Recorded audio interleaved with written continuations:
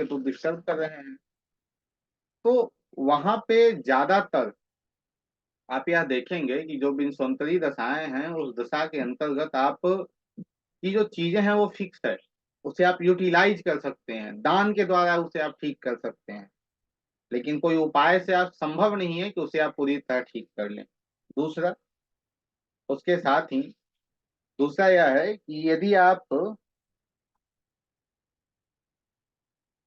दान करें अच्छा है, विसंति दशा की बात है तो दान करें, ठीक है, कोई समस्या वहां नहीं आएगी। वहां यूटिलाइजेशन आप करें वो भी आपके लिए श्रेष्ठ है, बहुत अच्छा है। लेकिन यदि आप सोचते हैं या समझते हैं कि ज्योतिष के जो कुछ सिद्धांत हैं, जैसे विसंति दशा है, जो दशाएं हैं, उसके हम योग को परिवर्तित कर लें, अर्थात उसे हम बदल लें, ऐसा हो कि वो हमारे जीवन में रहे ही ना, तो वो असंभव है, उसे भूल जाइएगा। वो असंभव है, उसे फिर भूल जाइए। क्योंकि जो दशा आपके जीवन में एक्टिव हुई है वो अपने काम को करेगी। जैसे छठा भाव जो है वो शत्रु का है, लोन का है, कंपटीशन का है, नौकरी का है। यदि आप नौकरी कंपटीशन में नहीं जाएंगे तो निश्चित ही आपको वो शत्रुओं के पीछे घेर देगी, या न, या हम यह कहें तो आपके जीवन में वो अनेक प्रकार के विरोध जीवन में लेकर चला आएगा। ठीक है, तो यह जो है वो दशा है। लेकिन गोचर की बात करें तो गोचर को भी आप लोगों ने पढ़ा है, तो गोचर की बात करें तो गोचर उतना प्रभावी हमारे जीवन में नहीं होता है। इसलिए कभी भी एक गोचर पे संपूर्ण प्रिडिक्शन नहीं दी जाती है। क्या लिया जाता है, शनि और गुरु दोनों का डबल गोचर हो तो हम उस पे राय देते हैं कि हाँ आपको संतान की प्राप्ति होगी या फिर आपका विवाह होगा। डबल गोचर के साथ में विंशोत्तरी दशा को भी देखा जाता है। तो गोचर को देखकर डरना नहीं है कि भाई राहु केतु का गोचर यहाँ आ गया है, मंगल का गोचर यहाँ आ गया है, तो क्या होगा क्या नहीं होगा। उसके साथ जब दशा नहीं रहेगी तब तक वो कोई फलीभूत नहीं कर सकता है। जो उपाय हम करते हैं तो उपाय में प्रमुख रूप से विषांतरी दशा ठीक नहीं कर सकता है वो, स्पष्ट मैं आपको बता दूं। उसे यूटिलाइज कर सकता है, थोड़ी अलग व्यवस्था में लेके जा सकता है, लेकिन वो अच्छी तरह उसे वो ठीक नहीं कर सकता है। ठीक है, लेकिन पुनः हम बात करें कि भाई यदि वो ठीक नहीं करेगा तो वो क्या करेगा, तो आप उसे अलग तरीके से उपयोग में ले सकते हैं। जैसे पांचवा भाव, पांचवा भाव संतान भी है, शिक्षा भी है। आप अविवाहित हैं तो शिक्षा आपके लिए है, विवाहित हैं तो आप संतान है, तो दोनों चीज वो दे रहा है। तो आपका जो कॉमन सेंस क्या कह रहा है वहां भी चले जाइए।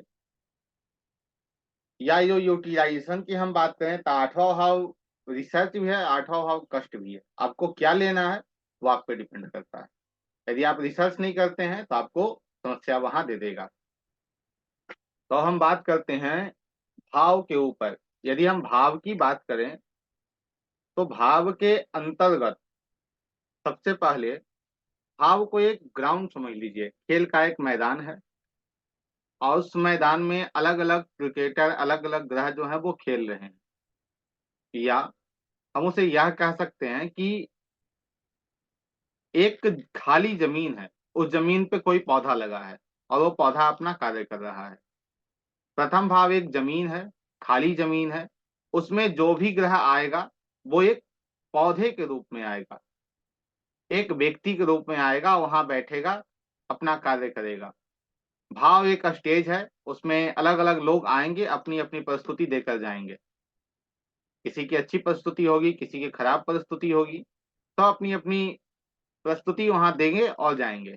वो एक स्टेज है, इसे सदैव स्मरण रखिएगा। क्योंकि होगा क्या कि पुस्तकों के अंतर्गत और बहुत चीजों के अंतर्गत आपको कुछ अलग देखने को मिल सकता है।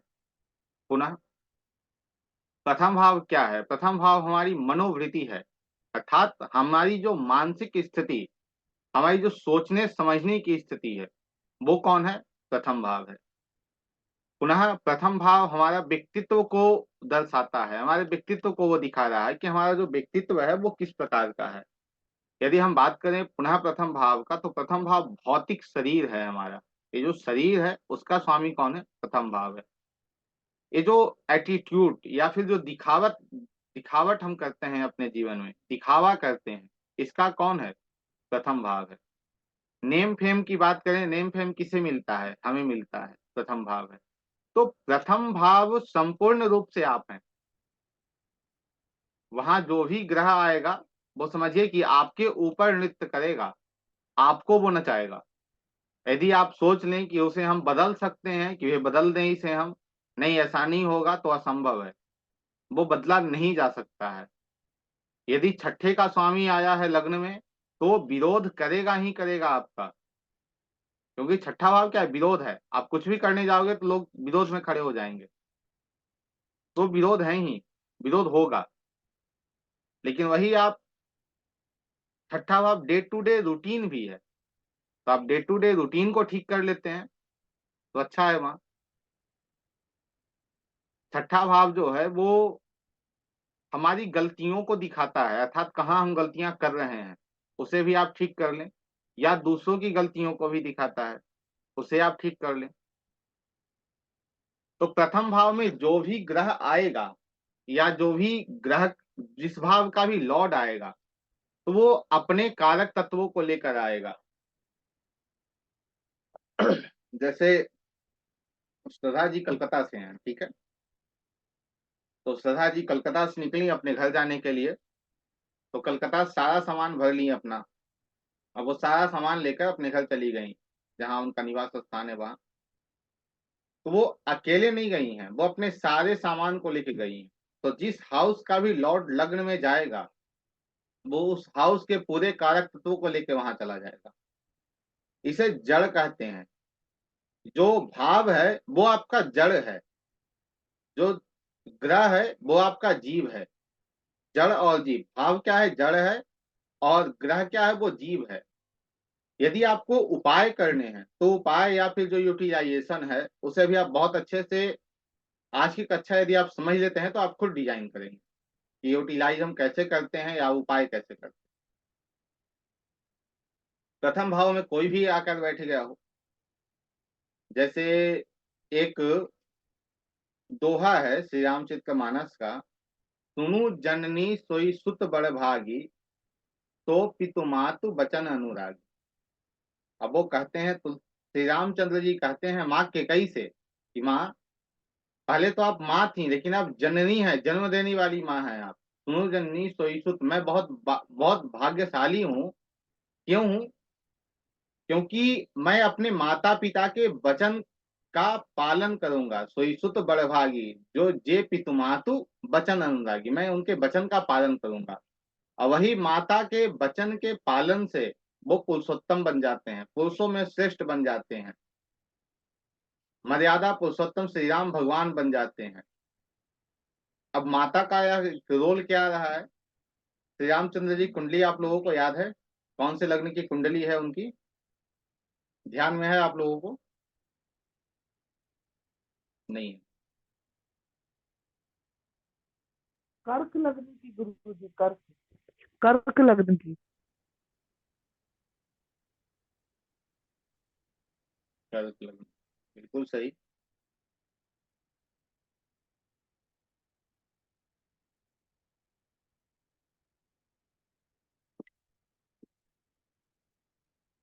ठीक है, ये जो कुंडली है भगवान श्री रामचंद्र जी की है। ऐसे तो आप निकाल ही लेंगे कि भाई कौन से भाव का स्वामी कहाँ गया है तो क्या फल देगा, वो ठीक है। लेकिन काल पुरुष की कुंडली सदैव अपने दिमाग में रखिएगा। काल पुरुष कुंडली का चतुर्थ भाव का स्वामी कौन है? काल पुरुष कुंडली का चतुर्थ भाव का स्वामी कौन है? चंद्रमा है, चंद्रमा। चंद्रमा। ठीक है। अब यह चंद्रमा जो है वो कहाँ बैठा है भगवान श्री रामचंद्र जी की कुंडली में? लग्न में बैठा है। लगन में। तो कहीं ना कहीं भगवान को, अर्थात भगवान के व्यक्तित्व को बनाने में किसका हाथ है? माँ का हाथ है, ठीक है। अब भगवान को पुरुषोत्तम कौन बनाया? आज माँ केकई को तो हर हर व्यक्ति आज दो बातें सुनाया जा रहा है कि माँ ने वनवास भेज दिया, लेकिन वनवास जाने के बाद श्रेष्ठ बना कौन? भगवान स्वयं बने। पुनः इस कुंडली में देखिए तो बैठा कौन है? वहां गुरु बैठा है। भाव क्या है? जड़ है। भाव क्या है? जड़ है। लग्न क्या है? जड़ है। लग्न में जो भी ग्रह आएंगे वो अपने उस भाव के प्रभाव को लेकर आएंगे। तो इस कुंडली में गुरु कहाँ के स्वामी हैं? गुरु कहाँ के स्वामी हैं? षष्ठ के और भाव के। नवम के। अब इनके कुंडली में शत्रुओं का प्रभाव रहा पूरा जीवन। इनके पूरे जीवन में शत्रुओं का प्रभाव रहा? नहीं रहा। जैसे भगवान जब थोड़े बड़े हुए, जैसे ही भगवान थोड़े बड़े होते हैं ना, तो बड़े होते ही तुरंत कहा जाता है चलो भाई मारीच को मार के आना है, सुबाहु को मार के आना है। फिर भगवान थोड़े और बड़े होते हैं तो भगवान को 10,000 राजाओं के सामने रख दिया जाता है कंपटीशन के लिए कि भाई धनुष कौन तोड़ेगा। छठा भाव कंपटीशन। वहां से फिर आगे निकलते हैं भगवान, तो फिर भगवान चले जाते हैं वन में जो अनेक राक्षसों का संहार करते हैं। तो इनका जीवन शत्रुओं से घिरा रहा, कंपटीशन से घिरा रहा। एक कंपटीशन गया नहीं, दूसरा चला आया, दूसरा गया नहीं, तीसरा चला आया। तो ये क्या बता रहा है? यह बता रहा है कि भगवान श्री रामचंद्र जी का शत्रुओं से कहें या फिर उनका विरोध होते रहा, शत्रुओं के द्वारा होते रहा। तो उनके शत्रुओं का प्रभाव सदैव भगवान श्री रामचंद्र जी के ऊपर रहा। यदि किसी आम व्यक्ति की कुंडली पे हम बात करें इसी योग के बारे में, तो छठा भाव मामा होता है। छठा भाव कौन है? मामा है, माता के भाई। तो आपके माता के भाई का प्रभाव आपके ऊपर होगा। पुनः और कौन? नौवा भाव है। नौ भाव क्या है? धर्म है। नौ भाव आपका पिता का स्थान है। तो भगवान श्री रामचंद्र जी के ऊपर धर्म का प्रभाव था, पिता का प्रभाव था। और सबसे बड़ी बात, भगवान श्री रामचंद्र जी सदैव लक्ष्मण को क्या समझाते हैं? उचित और अनुचित। उचित क्या है और अनुचित क्या है? अच्छा क्या है, बुरा क्या है? धर्म क्या है? धर्म तो यही है कि क्या अच्छा है और क्या बुरा है। वो कौन समझाते हैं? भगवान श्री रामचंद्र जी। इसलिए समझा रहे हैं क्योंकि इनके ऊपर खुद उसका प्रभाव है। गुरु उस भाव का स्वामी होकर जाकर लग्न में बैठा है। तो कोई भी कर्क लग्न की कुंडली है, तो कर्क लग्न की कुंडली में आप देखेंगे कि वही व्यक्ति अपने जीवन में सुखी है जो अपने जन्म स्थान को छोड़ चुका है। या आप जितने भी फॉरेन कंट्री में गए हुए लोगों को देखें तो उनकी कुंडली आप देखेंगे तो आपको 50+ 50% से ज्यादा व्यक्ति आपको मिल जाएंगे जिनकी कुंडली कर्क लग्न की है। क्या बात है। निश्चित। क्यों? क्योंकि कर्क लग्न ऐसा एक लग्न है, चौथे का वो स्वामी है और वो लग्न में चला गया है। अब इस कारण स्थिति यह बनेगी इस जातक की कि व्यक्ति अपने स्थान पे स्थिर अवस्था में रह ही नहीं पाएगा। अब क्यों नहीं रह पाएगा? अब ऐसा तो नहीं है कि माँ के कारण नहीं रह पाएगा, इसलिए नहीं रह पाएगा क्योंकि इसकी मानसिक स्थिति अर्थात भावना बहुत ज्यादा इसके पास होगा, भाव इसके पास बहुत होंगे। और इस भावना कारण वो अपने जीवन में स्थिर नहीं रह सकता है। चौथा भाव जल है ना, यदि जल चला जी जाए, सर। जल का काम क्या है? जल तो ऐसे ऐसे होते रहना है उसका, कभी अप कभी डाउन, स्थिति वैसी ही रहेगी। इस कारण से भी समस्या है।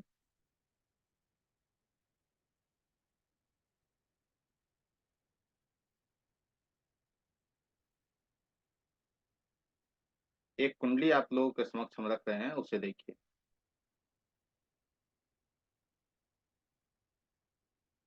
सुनु जननी सोई सुत बड़ भागी, हे पितु माता वचन आज्ञा।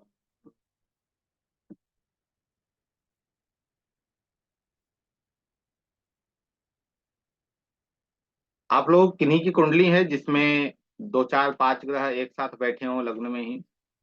जज सर मेरी ही तो है। आपकी है। जी, लग्न भी सेम है। कर्क लग्न है। जी, आपका आपके माता का प्रभाव है आपके ऊपर। बिल्कुल सर। चंद्रमा बैठे हैं 10वें में। काम के कारण कभी भी मैं स्थिर स्थिर नहीं रहा हूँ। हमेशा परिवर्तन होते रहता है। डेट ऑफ बर्थ बताइएगा राहुल जी। 13 अगस्त 13 अगस्त। 1990। मैं 4:20 सुबह भोर में।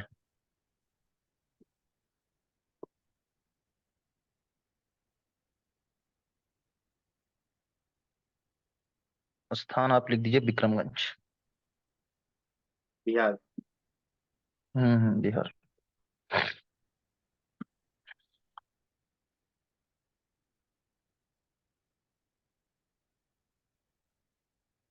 इसमें एक चीज है, मेरे शत्रु तो नहीं टिक पाते हैं, लेकिन मामा का प्रभाव रहा है। यही है आपकी कुंडली। जी जी जी। अब इस कुंडली में देखिए कि सबसे ज्यादा प्रभाव किसका होगा इनके ऊपर। सबसे पहले यह समझ लेते हैं कि यह जो कुंडली है, कुंडली का जो लग्न है वो एक मंच है। अब इस मंच पे इतने सारे ग्रह आ गए हैं नृत्य करने के लिए कि भाई मैं भी हूं, मैं भी हूं, मैं भी हूं। अब कौन है जो मंच पे फिट बैठेगा? तो मंच पे फिट कौन बैठेगा? जिस जो लग्न के डिग्री के बहुत संपर्क में होगा, या फिर हम कहें लग्न से 3.20 डिग्री के अंदर में, एक नवांश के अंदर में होगा, वो फिट बैठेगा। अब लग्न से सबसे ज्यादा अंदर में या नवांश में 3.20 डिग्री के अंतर में कौन है? तो शुक्र है। लग्न की डिग्री 5 4 है। लग्न की डिग्री 4 है। शुक्र की डिग्री 5 है। गुरु की डिग्री 5 है। केतु की डिग्री जो है वो 13 है। सूर्य की डिग्री 26 है। तो लग्न से सबसे ज्यादा संबंध किसका बना? शुक्र का बना। ठीक है। अब शुक्र का बना तो शुक्र कहाँ के स्वामी है? शुक्र चतुर्थ के स्वामी है और एकादश के स्वामी है।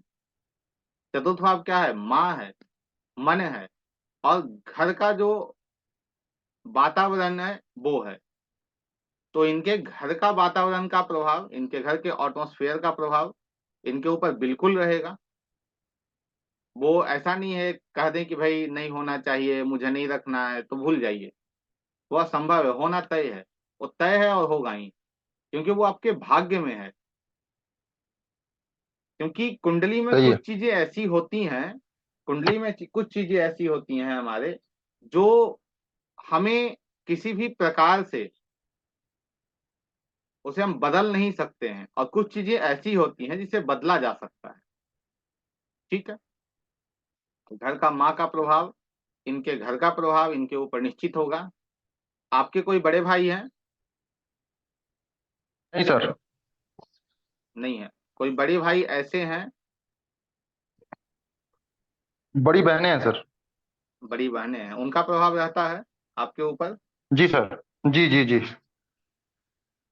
अब बड़े भाई या बड़े जो भाई या बहन है उनका प्रभाव क्यों है? क्योंकि यहाँ 11वां भाव क्या है? बड़े भाई या बड़े बहन होते हैं, उनका भी प्रभाव इनके ऊपर आ रहा है। अब वो प्रभाव किस प्रकार से देगा, या फिर हम कहें तो ये तो हमें समझ में आ गया कि इसका प्रभाव इसके ऊपर होगा, या हम कहें कंट्रोल।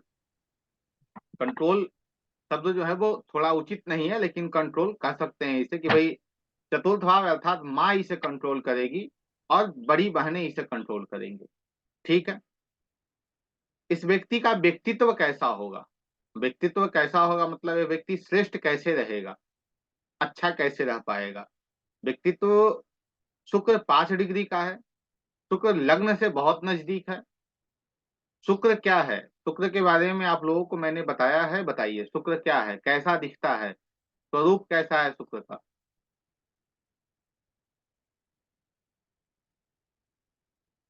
शुक्र सुंदर है।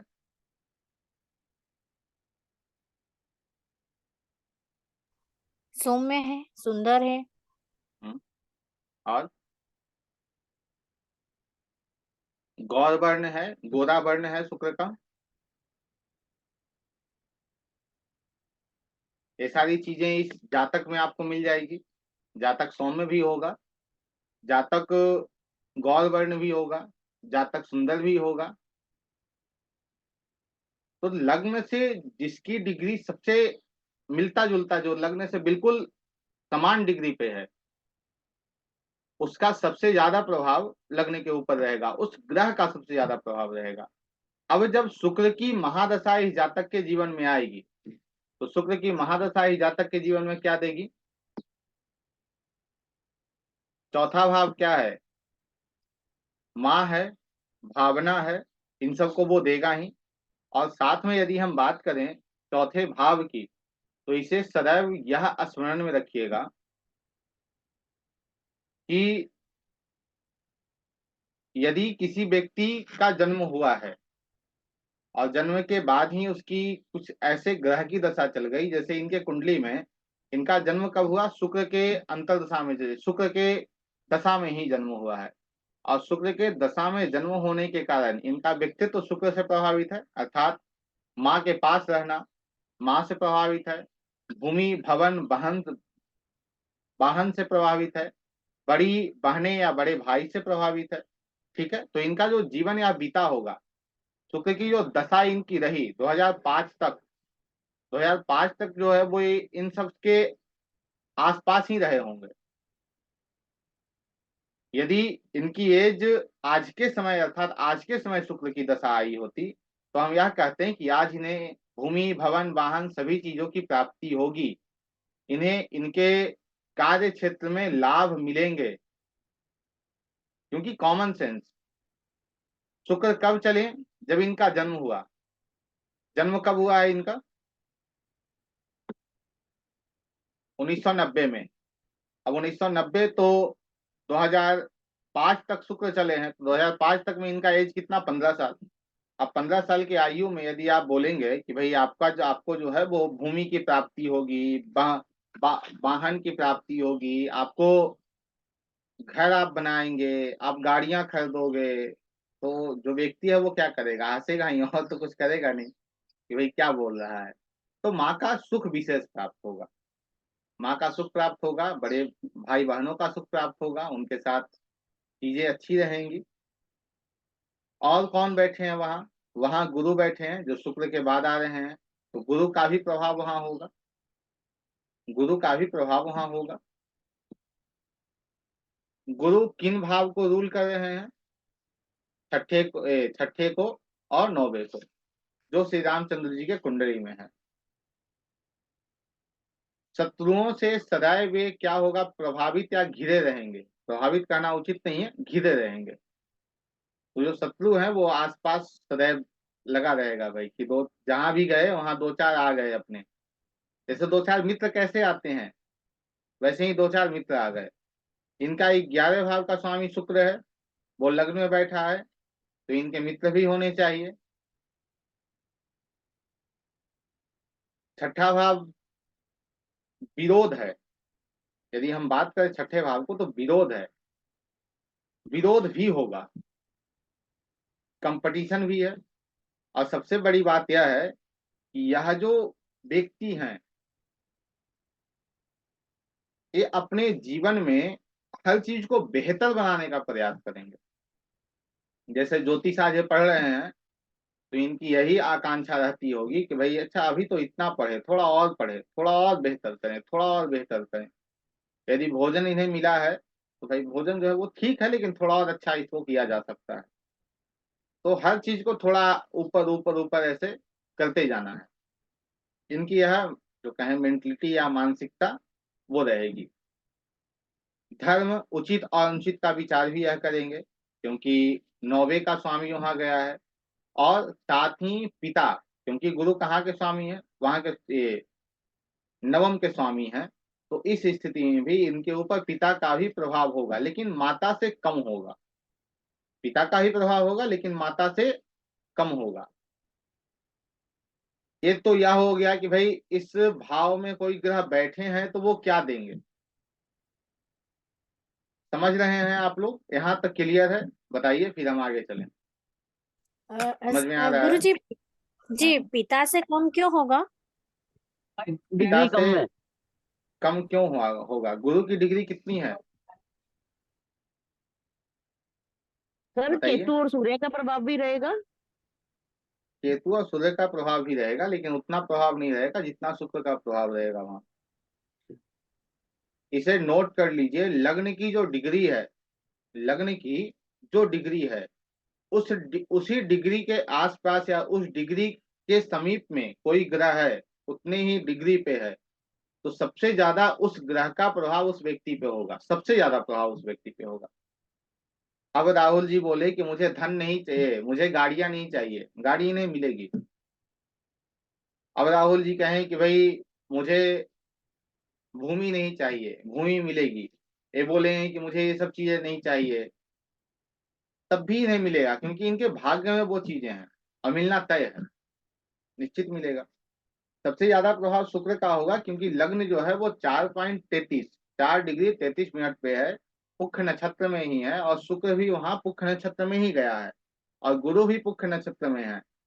और सबसे बड़ी बात है कि 3.20, इसे स्मरण रखिएगा, एक नववांश में ही है,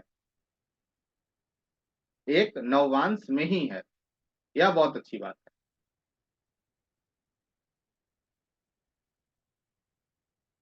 यह बहुत अच्छी बात है, एक नववांश में है, वो अच्छा है इनके लिए। लग्न से मात्र 3.20 डिग्री के अंदर में होना चाहिए वो ग्रह, तो आप पे बहुत श्रेष्ठ, श्रेष्ठ के अर्थात हम कहें उसका बहुत ज्यादा प्रभाव होता है। या फिर लग्न जो जितना आपका है, तो लग्न से सबसे समीप में, जैसे मान लेते हैं इनका जो लग्न है वो 20 है, और शुक्र जो है वो 27 डिग्री पे आ गए, गुरु 29 पे आ गए, तो सबसे ज्यादा प्रभाव किसका होगा बताइए, शुक्र का या गुरु का?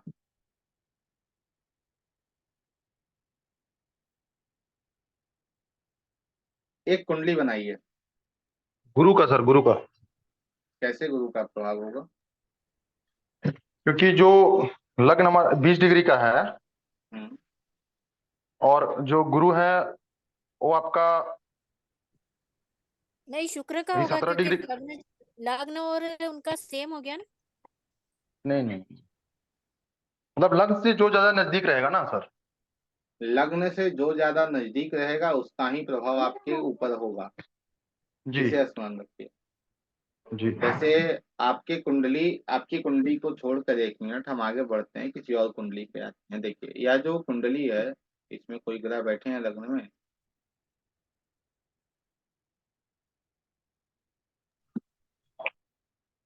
1 मिनट।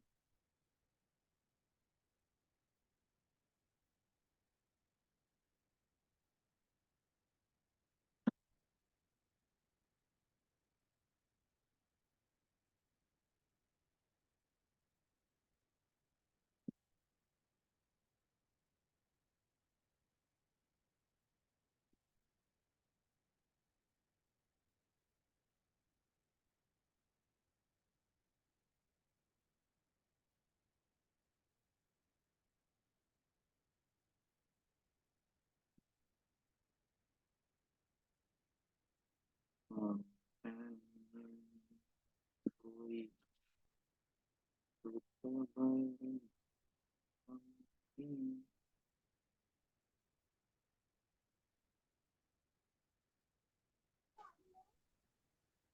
जैसे इस कुंडली में देखिए, ठीक है, इसका जो लग्न का डिग्री है वो हम यह मानकर चलते हैं कि इसके लग्न की डिग्री 25 है, ठीक है, लग्न की डिग्री इसकी 25 है।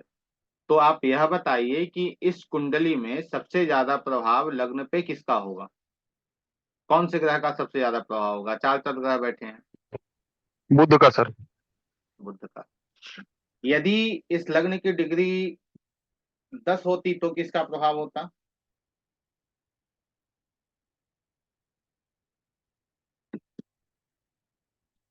लग्न की डिग्री 10 होती तो किसका प्रभाव होता? सूर्य। सूर्य का। ठीक है, तो ऐसे ही आपको निकालना है या फिर लेके चलना है कि ये जो चीजें हैं वो ऐसे ही रहेंगी। जो लग्न से सबसे नजदीक है उसका ही प्रभाव सबसे ज्यादा आपके ऊपर पड़ेगा, आपके व्यक्तित्व के ऊपर पड़ेगा, क्योंकि आपके व्यक्तित्व का जो निर्माण है ना, वो और कोई नहीं, वो जो ग्रह बैठा है वही करेगा। आपके घर का एटमॉस्फेयर यदि खराब होता, यदि आपके घर के एटमॉस्फेयर ठीक नहीं रह पाते, तो यह जो शुक्र है जो अच्छे रिजल्ट आपको दे रहा है वो बिल्कुल विपरीत देता, बिल्कुल विपरीत देता। तो मान लेते हैं कि भाई उसी हाउस का या फिर लग्न का ही स्वामी लग्न में ही बैठ जाए, तो वो क्या दे रहा है? लग्न का स्वामी यदि लग्न में बैठ जाएगा तो आपके लिए बहुत अच्छी प्लेसमेंट है, बहुत अच्छा आपके लिए है, कोई समस्यादायक वो नहीं है। इसलिए समस्यादायक नहीं है क्योंकि आपके ऊपर किसका कंट्रोल हो गया? खुद का कंट्रोल हो गया। आप अपने आप को स्वयं कंट्रोल करेंगे। आपका जो व्यक्तित्व है जैसा आप चाहेंगे वैसा ही होगा। ऐसे आपका जो व्यक्तित्व है आपकी माँ से प्रभावित है, आपके बहनों से प्रभावित है, आपकी माँ से भी आपका व्यक्तित्व प्रभावित होगा और आपकी बहन से भी आपका व्यक्तित्व प्रभावित होगा, आपके पिता से भी आपका व्यक्तित्व प्रभावित होगा। ठीक है। सबसे ज्यादा प्रभावित किससे होगा? तो सबसे ज्यादा माँ से होगा, क्योंकि शुक्र की मूल त्रिकोण राशि कहाँ गई है? चतुर्थ भाव में गई है, और उसका स्वामी शुक्र कहाँ गया है? लग्न में गया है। तो माँ आपके व्यक्तित्व को बना भी सकती हैं, बिगाड़ भी सकती हैं। पूरा प्रभाव किसका होगा? माँ के व्यक्तित्व का प्रभाव आप में दिखेगा। जैसे दूसरा भाव का स्वामी यदि आपके लग्न में जाता है तो दूसरा भाव धन है, आपके संस्कार हैं। तो जैसे आपके संस्कार दिए जाएंगे वैसा आपका व्यक्तित्व होगा। इसे सदैव स्मरण में रखिएगा कि कौन से भाव का स्वामी कहाँ गया है। जिस भाव का स्वामी वहां जाएगा उस भाव के कारक तत्वों को लेकर जाएगा। तो आपके संस्कार कहाँ है? दूसरे भाव से हैं। तो दूसरा भाव संस्कार के अनुसार आप जो भी कार्य करेंगे वो कहीं ना कहीं आपके संस्कार से निहित होगा। आपके संस्कार से उसके संपर्क होंगे, आपके परिवार से उसके संपर्क होंगे, आपके धन से आप उसके संपर्क होंगे। धन से कैसे? जैसे यदि आपके पास धन नहीं है तो ठीक है, तो भी ठीक चल रहा है। यदि धन है तो भी ठीक चल रहा है, लेकिन दोनों की पर्सनालिटी में चेंज हो गया। जब आपके पास धन नहीं था तो आपकी जो पर्सनालिटी थी कुछ और थी, आपके पास धन आ गया तो आपकी जो पर्सनालिटी है वो कुछ और हो गई। आप जिन संस्कारों को लेंगे, संस्कार यह सदैव नहीं है कि आप 18 में जो आपको घर में दिए गए वो ही संस्कार हैं। वो संस्कार हैं, लेकिन उसके बाद भी कहीं आप दूसरे जगह आपको अच्छे संस्कार मिल जाते हैं तो आप उसमें भी ढल जाएंगे। या हम यह कहें कि आप जहां भी रहेंगे तो वहां का जो कल्चर होगा ना, वहां का जो कल्चर होगा उसे आप अपना लेंगे, उसमें आप ढल जाएंगे, अब वो आप पे फिट बैठ जाएगा। दूसरा भाव परिवार है, परिवार भी आपको कंट्रोल करेंगे। तीसरे भाव की हम बात करें तो तीसरा भाव छोटे भाई और बहन का है, और तीसरा भाव आपके पराक्रम का है। पराक्रम का होने के कारण तीसरा भाव का स्वामी यदि लग्न में जाता है तो यह अच्छा है या बुरा है? तीसरा भाव का स्वामी लग्न में जाता है तो अच्छा है या बुरा है? अच्छा रहेगा। कैसे अच्छा रहेगा? पराक्रमी बनाएगा। पराक्रमी बनाएगा। भगवान श्री कृष्ण जी की जो कुंडली है वृषभ लग्न की कुंडली है। भगवान श्री कृष्ण की जो कुंडली है वो वृषभ लग्न की कुंडली है, और उनके कुंडली में सबसे ज्यादा तीसरे भाव का स्वामी लग्न में जाकर बैठा है। तीसरे भाव का स्वामी जाकर लग्न में बैठा है।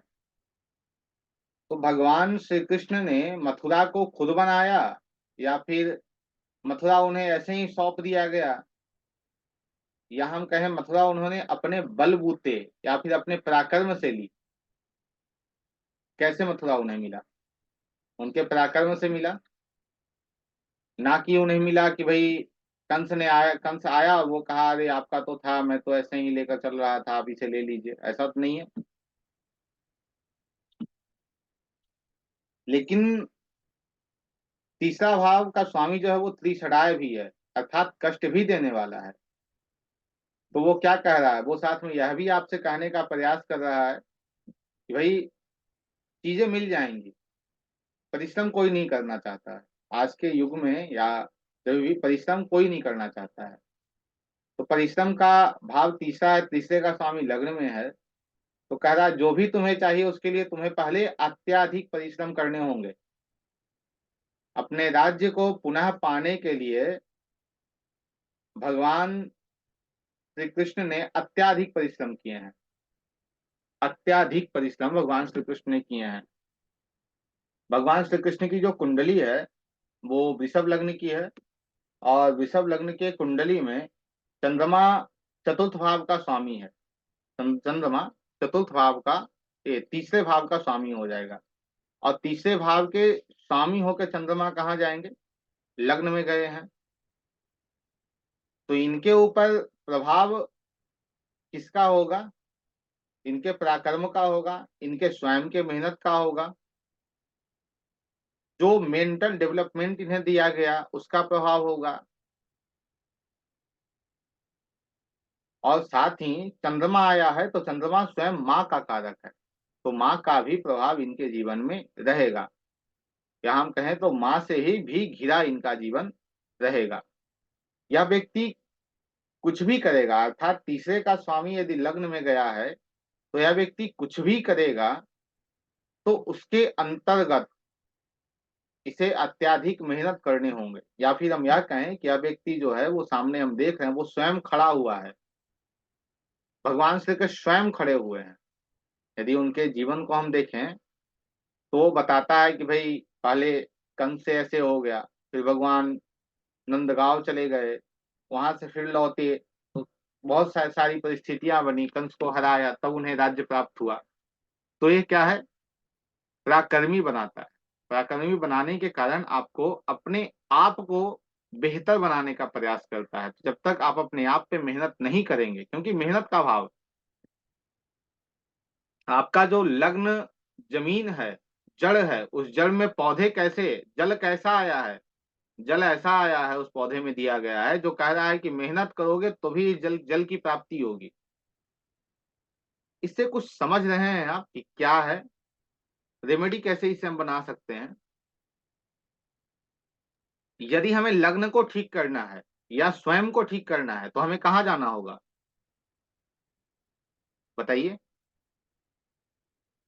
हमें स्वयं को ठीक करना है तो कहाँ जाना होगा? फिर थर्ड हाउस का स्वामी लग्न में बैठा है, तो हमें स्वयं को अच्छी स्थिति में ले जाना है तो कहाँ जाना होगा? इंटरनेट। तीसरे भाव को पकड़ना होगा हमें। ठीक है। और तीसरे भाव को हम जब तक नहीं पकड़ते हैं, अर्थात यदि हमें स्वयं को ठीक करना है तो हमें लग्न पे काम नहीं करना है, हमें चंद्रमा पे नहीं काम करना है, हमें कहाँ काम करना है? हमें थर्ड हाउस पे जाकर काम करना है। ये थर्ड हाउस क्या है? वहां काम करना है। वहां काम करेंगे तो कौन ठीक होगा? तो हमारा लग्न ठीक होगा, तो हमारा जागृत जो लग्न है तो जागृत होगा। तो उससे फिर हम बहुत चीजें प्राप्त कर सकते हैं अपने जीवन में। जैसे चतुर्थ का स्वामी लग्न में, जैसा इनका आया है कि चतुर्थ का स्वामी लग्न में आ गया है, अब इन्हें अपने आप को बेहतर करने के लिए कहाँ जाना होगा? चतुर्थ में जाना होगा। चतुर्थ को पहले इन्हें ठीक करना होगा। चतुर्थ क्या है? मानसिक स्थिति है। इन्हें अपने आप को एक अच्छी मानसिक स्थिति में रखना होगा। अपने घर के जो वातावरण है उसे बहुत अच्छे रखने होंगे, क्योंकि घर का वातावरण का प्रभाव सबसे ज्यादा कहाँ पड़ेगा? इनके ऊपर ही पड़ेगा सबसे ज्यादा। तो इन्हें उसे ठीक करने की आवश्यकता है। इसे जड़ और जीव कहते हैं। तो चतुर्थ भाव एटमॉस्फेयर घर का है, उसका प्रभाव आपके ऊपर पड़ेगा। मूल त्रिकोण राशि किसी ग्रह की जहां रहेगी उसका सबसे ज्यादा प्रभाव पड़ेगा। पंचम का स्वामी यदि लग्न में गया है तो पांचवा भाव क्या है? पांचवा भाव आपकी शिक्षा है, आपका संतान है, आपकी शिक्षा है, आपका संतान है, वो आपको कंट्रोल करेगा। आप जैसी शिक्षा ग्रहण करेंगे अपने जीवन में, वैसी आपकी बुद्धि हो जाएगी, वैसा आपका व्यक्तित्व हो जाएगा। यदि आप चाणक्य नीति पढ़ेंगे तो आप चाणक्य बन जाएंगे। यदि आप श्री रामचरितमानस पढ़ेंगे तो आप राम बन जाएंगे। आप भागवत पढ़ेंगे तो कृष्ण बन जाएंगे। और यदि आप जो आजकल की बहुत सारी पुस्तकें हैं जो उपन्यास वगैरह है उसे पढ़ेंगे तो उसमें जो कैरेक्टर होगा वैसा आप बन जाएंगे। तो आपकी जैसी शिक्षा रहेगी वो आपको बना देगा। यदि आप ज्योतिष पढ़ते हैं तो आपकी सोच, आपका व्यक्तित्व ज्योतिषी हो जाएगा। आपकी सोच कैसी रहेगी? ज्योतिष के तरीके से ही रहेगी। जैसे राहुल जी की सोच की बात करें, इनकी सोच कैसी होगी, ये सोचते कैसे होंगे? इनका सोच पता है, एक इनके सोच में एक मदरहुड होगा, मातृत्व होगा इनके सोच में, विचार में। विचार जो करना है वो मातृत्व के अनुसार करना है, उसमें ममता भी रहेगी, उसमें धर्म भी होगा। इन दोनों को हम कंबाइन करके तब ये विचार करेंगे कि हाँ भाई, भावना से भी और धर्म से भी क्या उचित है, तो वो उनके लिए श्रेष्ठ है। अन्यथा समस्या आ जाएगी। पांचवा भाव, जो भी आप शिक्षा ग्रहण करते हैं वो आपकी बुद्धि बन जाएगी। छठे भाव की यदि हम बात करें तो छठा भाव हमारे जीवन में विरोध को देता है। विरोध कहाँ गया? लग्न में गया। तो सदैव आपके विरोध होते रहेंगे, सदैव आपका विरोध होगा। आपके शत्रु कहाँ गए? आपके पास गए। कर्ज कहाँ गया? आपके पास गया। डे टू डे रूटीन कहाँ गई? आपके पास गया। छठे भाव का स्वामी यदि लग्न में जाता है तो ऐसा जो व्यक्ति होता है ना, वो समय का बहुत पक्का होना चाहता है। यदि अच्छी कंडीशन में छठे भाव का स्वामी लग्न में है तो वो क्या करता है? समय को व्यवस्थित करना चाहता है, समय को बेहतर रख के अपना वो कार्य करता है। कैसे समय को बेहतर रख के वो कार्य करेगा? छठा भाव डेली रूटीन है। रूटीन कैसे फॉलो होते हैं, रूटीन से हम कैसे काम करते हैं? जब हम समय से अपने काम को कर रहे होते हैं तो अपने सभी कार्य को वो समय से करना चाहेगा। और क्या है छठा भाव? छठा भाव आपका मामा है, तो मामा का भी प्रभाव, अर्थात मामा का भी एक, हम कहें, प्रभाव आपके ऊपर होगा, उनका कंट्रोल आपके ऊपर होगा, मामा से भी आपके। और यहाँ एक बात को सदैव याद रखिएगा, यहाँ यह नहीं कहा जा रहा है कि भाई मामा का कंट्रोल होगा, अर्थात कि मामा जो है तो मामा से आपको बहुत प्रेम होगा, ऐसा बिल्कुल नहीं है। मामा से विवाद भी हो सकते हैं या मामा से प्रेम भी हो सकता है। वो ग्रह की स्थिति पे आधारित है। ग्रह अच्छी स्थिति में है तो मामा से प्रेम है, ग्रह अच्छी स्थिति में नहीं है तो मामा से क्या है, वहां समस्या है। लेकिन वो कुछ भी आप करो तो बीच में मामा आ ही जाएंगे, कहीं से भी आए। वो शादियों में नहीं फूफा जी चले आते हैं कहीं से भी, वही है। ठीक है।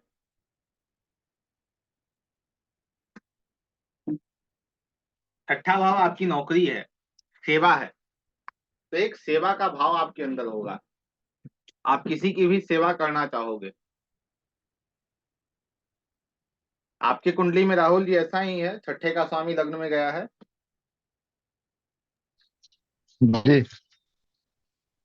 जी आपसे मिलता जुलता है ये चीजें। बिल्कुल। सर रोग भी रहेंगे? अब रोग की बात करें तो यहाँ पे यूटिलाइजेशन को हम ले आते हैं। यूटिलाइजेशन को हम इसलिए लेकर आएंगे क्योंकि छठा भाव आपके, आप जो भोजन लेते हैं उस भोजन का जो आप चुनाव करते हैं कि क्या आप भोजन लेंगे, वो छठा भाव है। आप क्या खाएंगे क्या नहीं खाएंगे वो आपका छठा भाव है। जैसे आप लोग क्या कहते हैं उसे, डाइट फॉलो करना, कि भाई क्या खाना है क्या नहीं खाना है, वो क्या है, छठा भाव है। यदि उसे आप छोड़ देते हैं, जो पाते हैं वो खाते हैं, तो समस्या आ जाएगी, तो रोग आ जाएंगे आपके जीवन में। यदि आप डाइट को फॉलो नहीं करते हैं, आप यहाँ नहीं अपने अंदर रखते हैं कि भाई क्या खाना है क्या नहीं खाना है, तो समस्या आएगी। सातवें भाव की बात करें, एक बात और, छठे भाव पे, छठा भाव जो है ना वो बहुत जल्दी अग्रेसिव हो जाता है, गुस्सा हो जाता है। छठे भाव का एक काम यह भी है, बहुत जल्दी गुस्सा हो जाता है। लेकिन वहां पे कौन ज्यादा महत्वपूर्ण है? वहां पे यह नहीं है कि गुरु हैं या फिर शुक्र हैं तो ऐसा है, वहां पे मंगल का होना अनिवार्य है कि मंगल छठे के स्वामी हैं और लग्न में जाके बैठ गए हैं। सातवां भाव, सातवां भाव यदि हम कहें तो आप पुरुष हैं तो सातवां भाव स्त्री है, आप स्त्री हैं तो सातवां भाव पुरुष है। तो आप अपने से विपरीत, अपने से विपरीत लोगों से घिरे रहेंगे। आप पुरुष हैं तो आप स्त्रियों से घिरे रहेंगे, आप स्त्री हैं तो आप पुरुष से घिरे रहेंगे। यदि सातवें का स्वामी लग्न में गया है तो लग्न के डिग्री के समीप है, लग्न के डिग्री के बिल्कुल क्लॉज है, नजदीक है, तो यह काम करेगा। फिर सातवां भाव क्या है? आपका बिजनेस है, बिजनेस ही आपकी बुद्धि में है, बिजनेस आपके पास गया है। अब यह व्यक्ति बोले कि मैं बिजनेस नहीं करूंगा, तो यह असंभव है। भाई आपको तो करना पड़ेगा, आपको करना पड़ेगा बिजनेस। अब छठे का स्वामी लग्न में गया है, अब वह व्यक्ति कहे कि मैं बिजनेस नहीं करूंगा। जैसे कोई व्यक्ति आपके पास आया और उस व्यक्ति ने कहा कि भाई मेरे कुंडली में शुक्र की दशा थी और इस दशा के अंतर्गत मैंने बिजनेस किया और सब बर्बाद कर दिया। उस कुंडली में आपने देखा तो आपको यह मिलेगा कि इसे करना चाहिए था नौकरी और इसने किया क्या? बिजनेस। करना चाहिए था नौकरी और इसे इसने किया क्या? बिजनेस किया, जिस कारण इसे पीड़ा मिली, अर्थात उस कारण ही इसका बिजनेस नहीं चल पाया। अब कोई व्यक्ति आकर आपके पास आया और बोल रहा है कि भाई मेरा तो छठे का स्वामी लग्न में है या फिर छठे की दशा आई है, छठे में जो ग्रह बैठे हैं या छठे भाव के जो लॉर्ड हैं उनकी दशा आई है और मैं बहुत अच्छा कर पा रहा हूं अपने बिजनेस में। तो आप उससे पूछिए कि आपने जो बिजनेस किया है वो क्या सेवा से रिलेटेड है, क्योंकि निश्चित ही वो सेवा से रिलेटेड होगा, तभी आप बिजनेस में बहुत अच्छे हैं। यदि वो सेवा छठे भाव संबंध नहीं रख रहा है तो समस्या निश्चित आएगी। सातवां भाव स्टेज है, अर्थात सातवां भाव क्या है? पब्लिक है। अब ऐसा व्यक्ति आपके पास आके बोले कि भाई हम तो पब्लिक के सामने जाना नहीं चाहते हैं, माइक लेना नहीं चाहते हैं हाथों में, लोगों से बात नहीं करना चाहते हैं, तो वो क्या कह रहा है? वो यही कह रहा है कि भाई मुझे अपनी डेस्टिनी, अपने भाग्य को बदलना है, मेरे भाग्य में जो सातवां भाव आ गया है उसे हटा दो। तो ये संभव है? नहीं है संभव। आपके भाग्य से सातवें भाव को नहीं हटाया जा सकता है, किसी भी प्रकार उसे हम नहीं हटा सकते। वो स्थिर है, वो स्थिर ही रहेगा, वैसे ही रहेगा, नहीं हटेगा वहां से। सातवां भाव आपका जीवन साथी है, तो आपका जीवन साथी आपको कंट्रोल करेगा, आपका जो जीवन साथी है वो आपको कंट्रोल करेगा। यदि हम सातवें भाव की बात करें तो सातवां चौथे से चौथा है, अर्थात आपका ननिहाल है। ननिहाल से भी आपको विशेष लगाव होगा, ननिहाल से भी विशेष लगाव होगा। वो लगाव किस प्रकार होगा? अच्छा होगा बुरा होगा वो बात की बात है, लेकिन ननिहाल से भी ये चीजें मिल आपके साथ मिलती जुलती रहेंगी। ये चीजें आप लोग अपनी कुंडली में लगा लगा के समझते रहिएगा, देखते रहिए। सातवें के बाद आठवें के बारे में हम बात करें तो आठवां भाव क्या है? दूसरे का पैसा है। और आठवां भाव क्या है? यदि आठवें भाव को हम समझे ना तो आठवां भाव को समझने के लिए हमें राहु को समझना होगा। आठवां भाव अचानक चीजों को देता है हमारे जीवन में। यदि आठवें का स्वामी लग्न में बैठ गया है तो इस व्यक्ति में आप पाएंगे यह व्यक्ति अभी कुछ और कर रहा था, कुछ देर बाद कुछ और करने लगा, अभी कुछ और कर रहा था, कुछ देर बाद कुछ और करने लगा। इसकी जो मेंटलिटी है वो हर पल चेंज होती आपको मिलेगी। 10 दिन पहले कुछ और कर रहा था, 10 दिन बाद पूछिए तो LIC का काम कर रहे हैं, फिर 10 दिन बाद जाइए तो टैक्स का काम कर रहे हैं, फिर 10 दिन बाद जाइए तो सोच रहे हैं थोड़ा ज्योतिष भी कर लेते हैं, 10 दिन बाद फिर जाइए नहीं नहीं ज्योतिष नहीं हो पाएगा, आयुर्वेद देखते हैं थोड़ा। तो इसकी यह स्थिति रहेगी, ये बदलाव करते रहेगा, क्योंकि वो बदलाव भी है और अचानक चीजों को देता है, ये दोनों है। इसे यूटिलाइजेशन की हम बात करें तो क्या है, इसे किसी एक 8वें भाव के कारक तत्वों पे स्थिर हो जाना होगा। एक बात हमें आप लोग बताइए, 8वें भाव का स्वामी यदि लग्न में चला जाए तो क्या यह अच्छा है या बुरा है, बताइए, अच्छा है या बुरा है?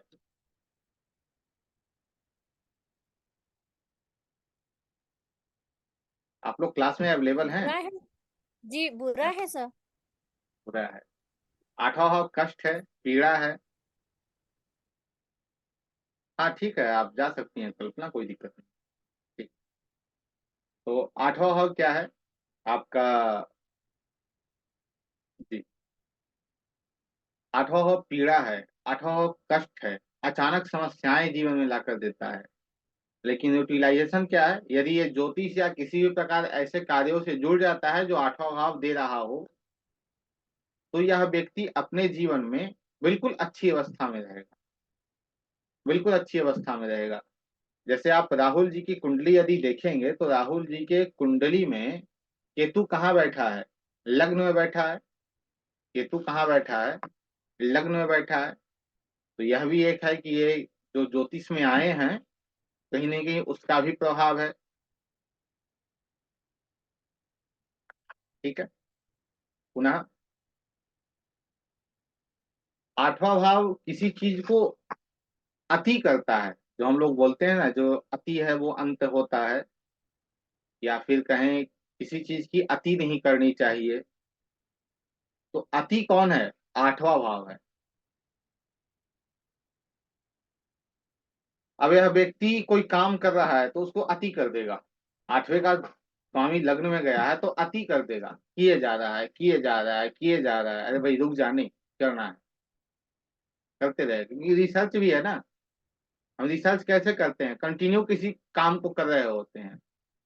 अब इसे कुछ खाने की चीजें पसंद है तो ये उसे बराबर खाएगा, खाते जा रहा है, सुबह भी वही खाएगा, दोपहर भी वही खाएगा, शाम भी वही खाएगा, रात भी वही खाएगा।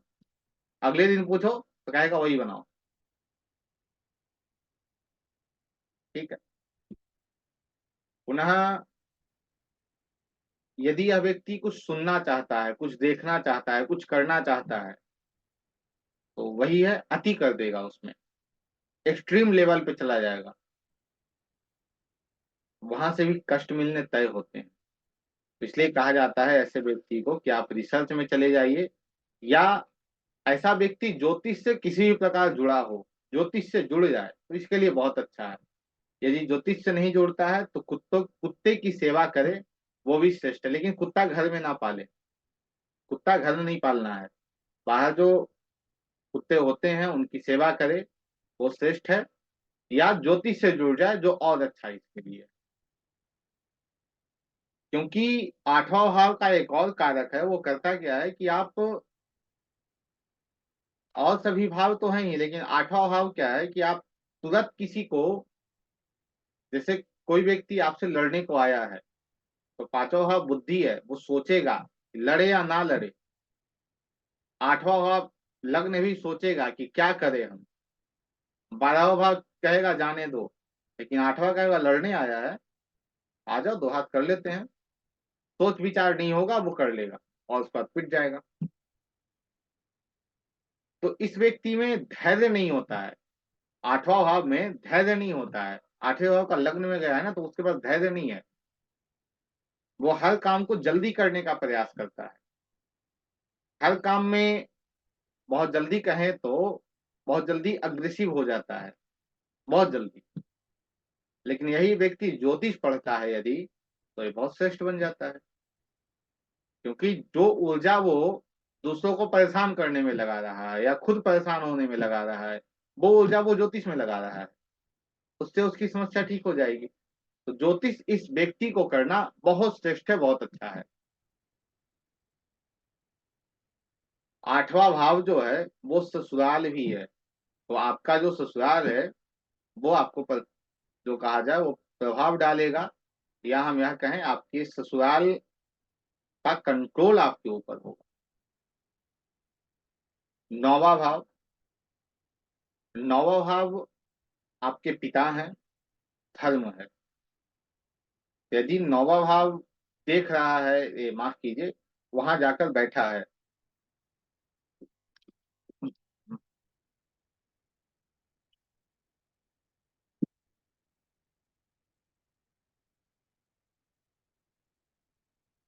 9वां भाव जो है, 9वें भाव का स्वामी जो है वो लग्न में चला गया है, तो वो यह आपको दे रहा है कि आपके पिता आपको कंट्रोल करेंगे, आपका धर्म आपको कंट्रोल करेगा। आप किसी भी कार्य को करेंगे तो उचित और अनुचित का विचार करके उस कार्य को आप करेंगे, ऐसा नहीं है कि आप उस कार्य को छोड़ देंगे। फिर 9वां भाव क्या है, आपके आपका जो जीवन साथी है उसके जो भाई बहन है वो भी आपको कंट्रोल करेंगे। कौन? छोटे भाई बहन, उनका भी कंट्रोल आपके ऊपर होगा। अब कंट्रोल कैसे? जैसे आप कोई काम करने जा रहे हैं, आप कोई सामान लेने जा रहे हो कि भाई मैं इस सामान को लेना है मुझे, आप गए, आप जैसे निकले घर से तो उन लोगों ने रोका, कहा कहाँ जा रहे हैं, तो ऐसा ऐसा है, अरे ये इस सामान को क्यों ले रहे हैं? इससे अच्छा वो है, उसे ले लीजिए, तो वो चला जाएगा, उसे जाकर ले लेगा। तो क्या है, अगले का कंट्रोल हुआ, प्रत्यक्ष नहीं, आप प्रत्यक्ष रूप में ही है लेकिन अगले का कंट्रोल हो गया। या सोच कर कुछ और निकला था, कुछ और लेना है, लेकर कुछ और चला आया। अब कंट्रोल की बात यह है कि भाई उस व्यक्ति के इर्द गिर्द आपका जीवन जो है वो घिरा होगा, उस व्यक्ति के आसपास ही आपका जीवन होगा।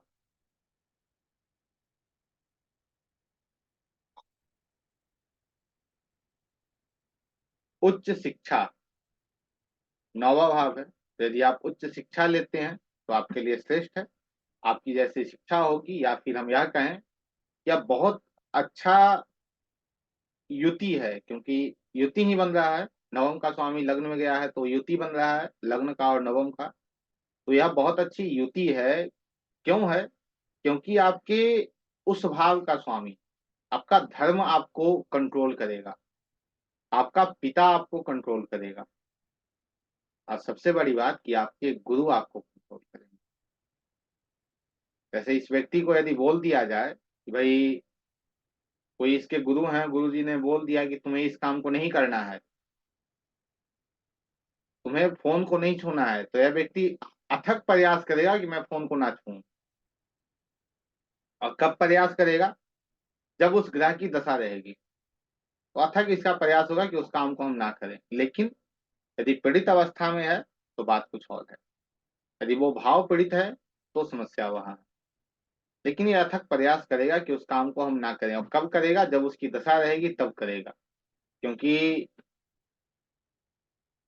योग बताता है क्या घटित होगा और दशा बताती है कि कब घटित होगा। दसम भाव, दसम भाव आपका स्वयं का कर्म है, आपका प्रोफेशन है, तो आपका कर्म आपको कंट्रोल करेगा, आपका प्रोफेशन आपको कंट्रोल करेगा, या हम कहें तो आपका ऑफिस आपको कंट्रोल करेगा। क्योंकि हम काम कहाँ करते हैं? ऑफिस में करते हैं, घर से बाहर करते हैं, तो घर के बाहर के जो लोग हैं वो आपको कंट्रोल करेंगे।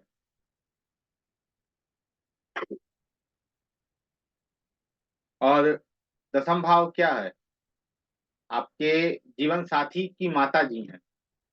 दसम भाव क्या है? आपके जीवन साथी की माता जी हैं, तो वो भी आपको कंट्रोल करेंगी, क्योंकि वो सप्तम से चतुर्थ हो गया दसम, और दसम का स्वामी कहाँ गया? लग्न को देख रहा है, तो वो भी आपको कंट्रोल कर रहा है, उनका भी कंट्रोल आपके ऊपर होगा। कंट्रोल या प्रभाव निश्चित होगा। जब दशा उसकी आएगी तो ज्यादा देखने को आपको वो चीजें मिलेंगी, या और ज्यादा प्रभाव दिया जा रहा दिया है। दसम भाव आपका कर्म है, तो जैसे आपके कर्म होंगे वो भी आपको कंट्रोल करेगा। एकादश की बात करें तो एकादश जो है वो त्रिशराय तो है ही, लेकिन त्रिसराय के साथ साथ आपका समाज है, आपका फ्रेंड सर्कल है, वो आपको कंट्रोल करेगा। अब हम जागृति पे आते हैं। एक 12वां भाव बच गया। 12वां भाव आपका अध्यात्म है, 12वां भाव इन्वेस्टमेंट है, आपके खर्चे हैं।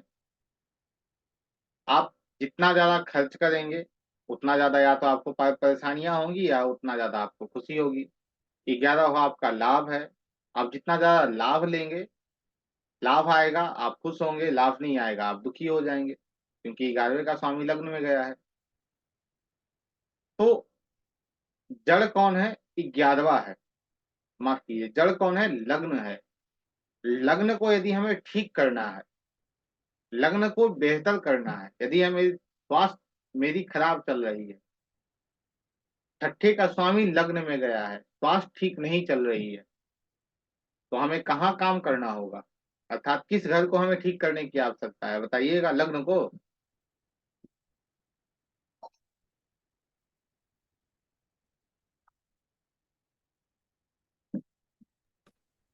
षष्ठ को। तो छठे भाव को आपको ठीक करने की आवश्यकता है। छठा भाव जब तक ठीक नहीं होता है, क्योंकि वहां कौन गया है? छठे का जीव गया है।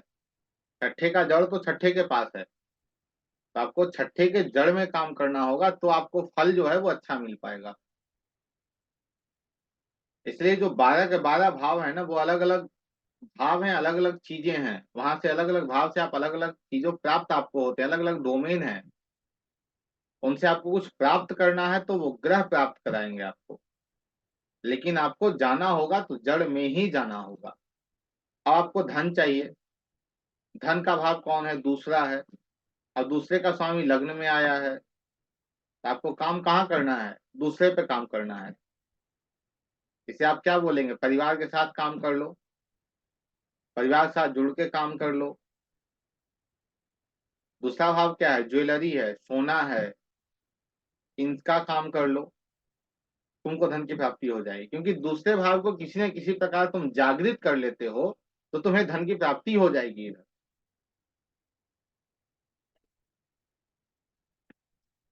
अब हम बात करते हैं, ये 12 भाव क्लियर आपके हुए? 12 भाव का स्वामी यदि लग्न में जाएगा तो क्या होगा? जी सर। अब पुनः हम यह बात करें कि यदि लग्न में कोई ग्रह नहीं है तो क्या होगा? यदि वहां कोई ग्रह लग्न में नहीं बैठा है, तो हम यह देखेंगे कि उस ग्रह पे दृष्टि किसकी जा रही है।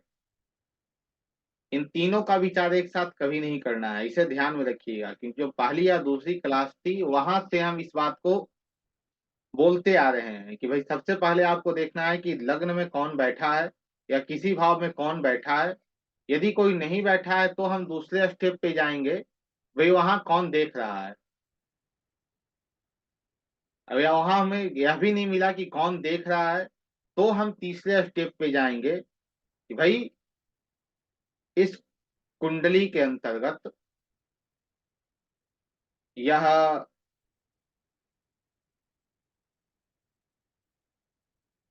लग्न का स्वामी किस भाव में गया है।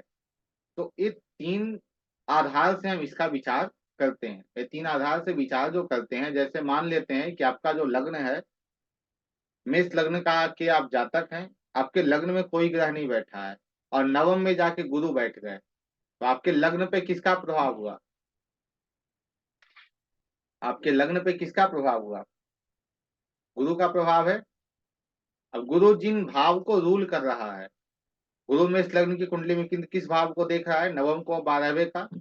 तो इन दोनों भाव के कारक तत्व कहाँ चले गए? लग्न में आपके पास चले गए। यदि गुरु नहीं बैठा है, मेष लग्न की कुंडली है, मंगल जो है वो छठे भाव में आ गए, तो छठा भाव कहाँ गया? तो छठा भाव ठीक कहाँ गया है? आपके पास चला गया। अर्थात लग्न जो है वो कहाँ गया है? छठे भाव के पास चला गया है। तो आपके पास छठा भाव नहीं आएगा, आपके पास छठा भाव नहीं आया, आप खुद छठे भाव के पास चले गए हैं। तो ये तीन स्टेप को अलग अलग फॉलो करना है, एक के साथ नहीं जाना है। पहले आपको यह देखने की आवश्यकता है कि वहां कोई ग्रह बैठा है या नहीं। यदि कोई नहीं ग्रह बैठा है तो दृष्टि किसकी जा रही है? दृष्टि नहीं है तो जो मेरा उस भाव का स्वामी है वो खुद कहाँ जाकर बैठा है। अब जैसे अभी हम देख रहे थे कि भाई मेष लग्न की कुंडली है, नवम का जो स्वामी है, मेष लग्न की कुंडली है, नवम का स्वामी गुरु जो है वो नवम में बैठ के देख रहा है। तो उसे हमें यूटिलाइज करने की आवश्यकता है। तो हम किन किन घर को पकड़ेंगे? हम देखेंगे कि नवम भाव क्या है, धर्म है। 12वां भाव, 9वां भाव क्या है, धर्म है। 12वां भाव क्या है, अध्यात्म है। तो यदि हम धर्म और अध्यात्म को जोड़कर अपने समक्ष लेकर आते हैं, या इन दोनों से हम जुड़ जाते हैं किसी भी प्रकार, तो हमें क्या होगा? तो हमें नवम भाव के जो सिग्निफिकेटर भाग्य, उनकी भी सहायता मिलेगी। और पुनः हमें इन्वेस्टमेंट, इन सब चीजों की भी सहायता मिलेगी। यदि यही गुरु नवम में ना बैठकर सप्तम में बैठ के देख रहा हो, लग्न मेष लग्न की ही कुंडली है और ये नवम में ना बैठकर सप्तम में बैठ के देख रहा हो, तो हम यहाँ कैसे इसका विचार करेंगे? तो इसका हम विचार करेंगे कि भाई अध्य धर्म क्या है, 9वां भाव है। 12वां भाव क्या है, अध्यात्म है। 7वां भाव क्या है, आपका जीवन साथी है, आपका पार्टनर है। तो पार्टनर के साथ या जीवन साथी के साथ जुड़कर आप धर्म या अध्यात्म से संबंधित कार्य को करते हैं, तो आपका जीवन क्या होगा, सुखमय होगा। वहां हानि नहीं आएगी, क्योंकि 12वें का लॉर्ड आया है तो वो हानि भी करा रहा है। अब वो क्या कर रहा है, 12वां भाव धर्म है, 9वां भाव धर्म है, 12वां भाव इन्वेस्टमेंट है, 7वां भाव क्या है, पार्टनर है। तो आप पार्टनर के साथ आप धर्म संबंधित किसी कार्य में इन्वेस्ट करते हैं, तो आपके लिए यह बेहतर है और यह अच्छा कार्य करेगा। इसे हम क्या कहेंगे, यह यूटिलाइजेशन है। तो इसमें हमने क्या किया, जहां से जो ग्रह देख रहा है उस भाव को भी हमें जोड़ लेना है। जहां से जो ग्रह देख रहा है उस भाव को भी हमें जोड़कर चलना है। ठीक है, ये 3 भाव हो गए। तो सबसे पहले हमें देखने की आवश्यकता यह देखने की आवश्यकता है कि उस ग्रह उस भाव में बैठा कौन है। यदि कोई नहीं बैठा है तो उस घर को देख कौन रहा है। यदि कोई नहीं देख रहा है तो उस घर का स्वामी कहाँ गया है। अब मान लीजिए मेष लग्न की कुंडली है, मंगल छठे में चले गए, तो रोग ऋण शत्रु के पास कौन गया, लग्न खुद चल के चला गया कि मैं, तुम नहीं आए तो मैं आ रहा हूँ, कोई बात नहीं है, मुझे कष्ट चाहिए, मुझे रोग चाहिए, या मुझे नौकरी चाहिए। अब वही मेष लग्न का है, मंगल 8वें में चला गया, तो ये मंगल क्या कह रहा है कि भाई कुछ नहीं, लेकिन मुझे क्या चाहिए, मुझे ज्योतिष चाहिए या मुझे पीड़ा चाहिए। तो जैसे जैसे जाएंगे वैसे वैसे चीजें चेंज होती चली जाएंगी। कुछ प्रश्न यहाँ तक आप लोगों के, कुछ प्रश्न है तो बताइए।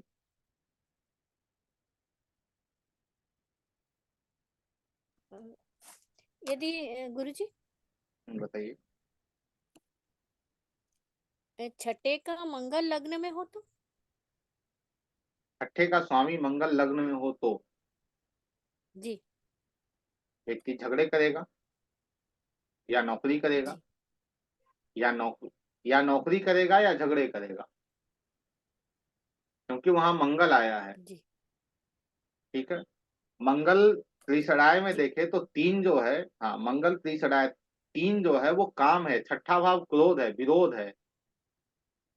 इस व्यक्ति के विरोध भी बहुत होंगे, लेकिन नौकरी में या मंगल संबंधित नौकरी कर ले तो इसके लिए श्रेष्ठ है, बहुत अच्छा है, यूटिलाइजेशन मिल जाएगा।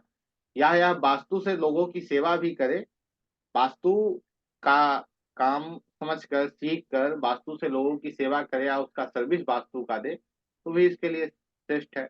इलेक्ट्रिक सामान का काम करे, वो भी इसके लिए श्रेष्ठ है, अच्छा काम करेगा। इंजीनियरिंग करे, वो भी इसके लिए अच्छा है। तो सिर्फ उसे यूटिलाइज करने की हमें आवश्यकता रहती है। अब आगे बढ़ते हैं। जैसे प्रथम भाव क्या है, प्रथम भाव हमारी मनोवृत्ति है, हमारा व्यवहार है, हम किन चीजों को प्राथमिकता अपने जीवन के अंदर देंगे, वो प्रथम भाव है।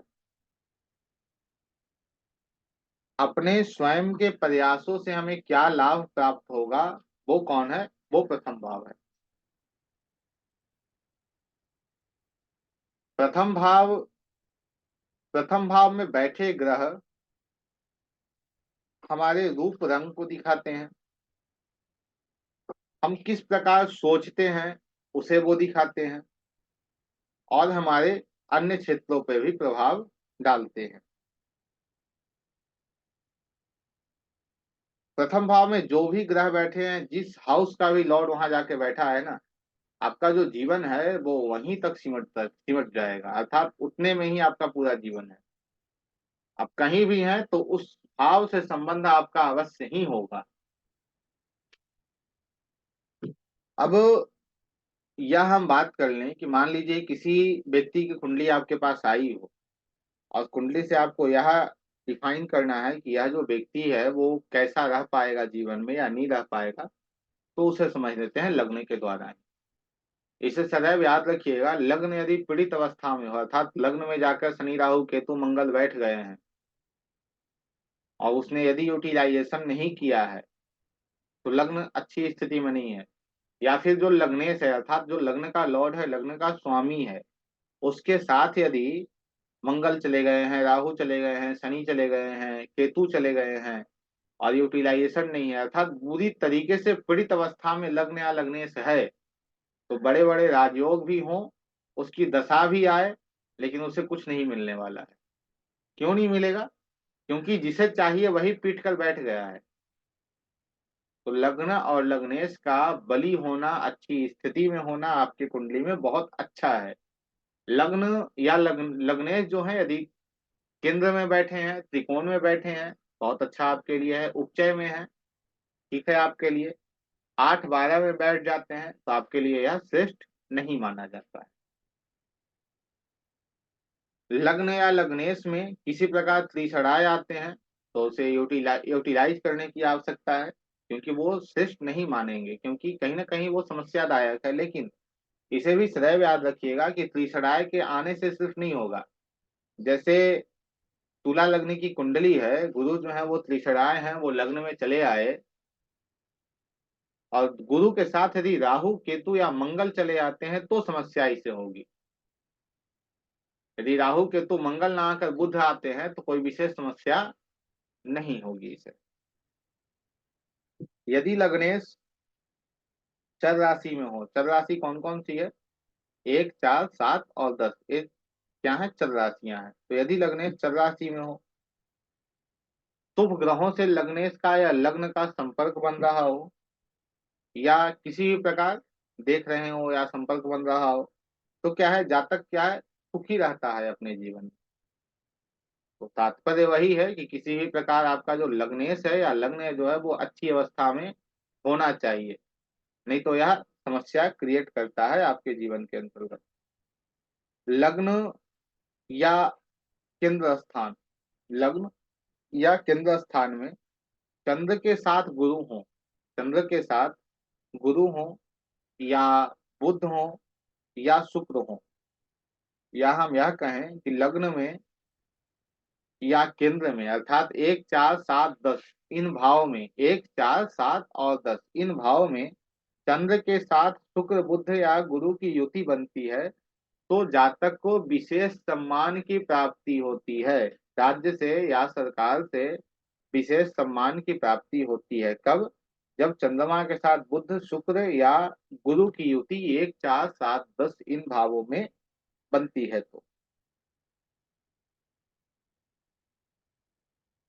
मेष, वृष और सिंह, मेष, वृष और सिंह इन तीनों का लग्न हो, अर्थात जो लग्न है वो मेष का हो या सिंह का हो या वृषभ का लग्न हो, लग्न में शनि या मंगल बैठे हों, लग्न में शनि या मंगल बैठे हों, और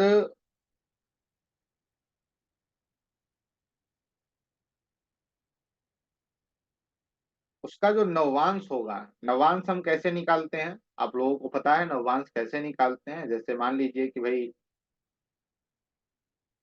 एक राशि है, अर्थात 1, 5, 9 में से जैसे मेष राशि है, तो मेष राशि की डिग्री जो है वो 6 डिग्री है, तो उसका नवांश कौन सा हो जाएगा? नवांश कौन सा हो जाएगा उसका? मेष, दूसरा। दूसरा निश्चित दूसरा हो जाएगा। तो फिर वो कहाँ चला आएगा, दूसरी राशि में चला आएगा। समझ रहे हैं? या आप इतना ना करके आप सीधा जाकर नववांश कुंडली के लग्न को देखेंगे कि नववांश कुंडली का जो लग्न है वो क्या है।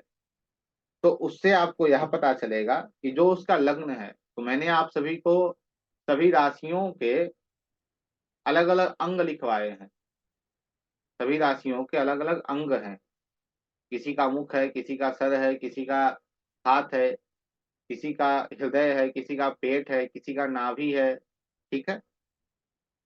तो यह बताता है, यह जो योग है, जो मेष वृषभ और सिंह लग्न में शनि या मंगल हो, तो यह बताता है कि नववांश में जो राशि है, उस राशि का जो अंग है, जब बच्चा जन्म लेगा, जो जातक है जो जब जन्म लिया है वो, तो उस वक्त उसके जो नाल नाल समझ रहे हैं, नाल अर्थात हम कहें तो जो नली से,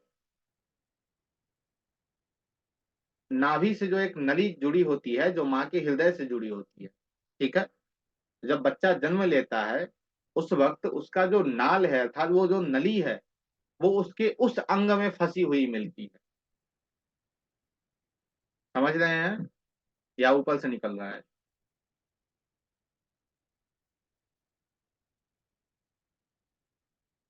समझ रहे हैं जी या सर। ऊपर से निकल रहा है, बताइए। ठीक है।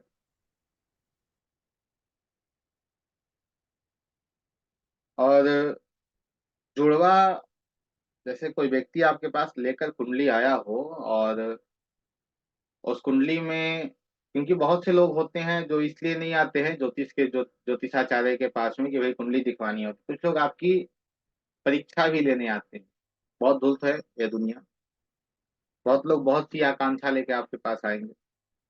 तो यदि शुद्र 1, 2, 5, 9 और 10, मेष में, वृषभ में, सिंह में, धनु में और मीन में हो, और सूर्य की डिग्री कितनी होनी चाहिए, 15 डिग्री से कम होनी चाहिए या 15 डिग्री तक होनी चाहिए। और सभी ग्रह, और सभी ग्रह द्विस्वभाव राशि 3, 6, 9 और 12 इनमें बैठे हों, तो जातक जो है, जातक का जो जन्म होता है वो जुड़वा होता है, अर्थात उसका अकेले जन्म नहीं होता है, एक और का जन्म उसके साथ होता है। वो कैसे पता चलेगा? वो आपके जातक के कुंडली से ही पता चलेगा। जातक का जन्म जुड़वा हुआ है, यदि सूर्य 1, 2, 5, 9 और 10 राशि में हो, 15 डिग्री से नीचे हो, और यह और सभी ग्रह जो हैं, जैसे बुध, शुक्र, शनि, राहु, केतु और सभी जितने ग्रह हैं, वो सभी 3, 6, 9, 12 इन 4 राशियों में ही बैठे हों, तो यह क्या बताता है? जुड़वा का योग बता रहा है। इसे कभी अप्लाई यह नहीं करना है कि मेरे कुंडली में यदि ऐसा योग है तो मुझे बच्चे जुड़वे होंगे, बिल्कुल नहीं। मेरे कुंडली में ऐसे योग है तो मेरा जो जन्म हुआ है वो जुड़वा हुआ है। जुड़वा का एक और ये है, वो क्या है? यदि लग्न में राहु हो, यदि आपके लग्न में राहु है और सप्तम में चंद्रमा बैठ जाए, लग्न में राहु है, सप्तम में चंद्रमा बैठ जाए, और नववांश कुंडली में शनि और गुरु बैठ जाए, नववांश कुंडली में शनि और गुरु बैठ जाए, तो ही जातक का जन्म जुड़वा होता है। यदि किसी व्यक्ति का अमावस्या को जन्म हुआ है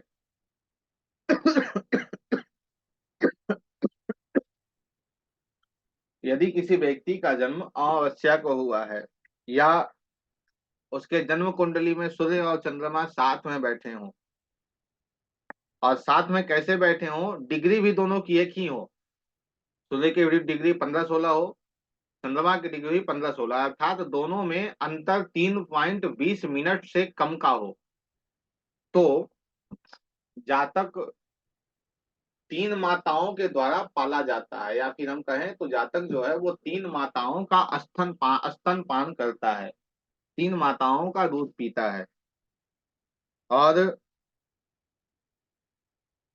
बाद में पिता और भाइयों के द्वारा पाला जाता है।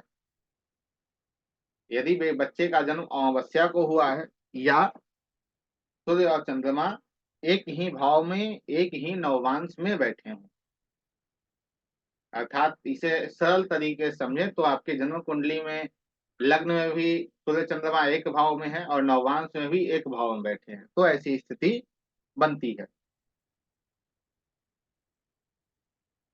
और ऐसा होने के कारण माता को और जातक को भी कष्ट होता है। अब पुनः जब हम क्योंकि लग्न पे विचार कर रहे हैं तो लग्न अर्थात हमारा पूरा शरीर है, तो हमारे पूरे शरीर में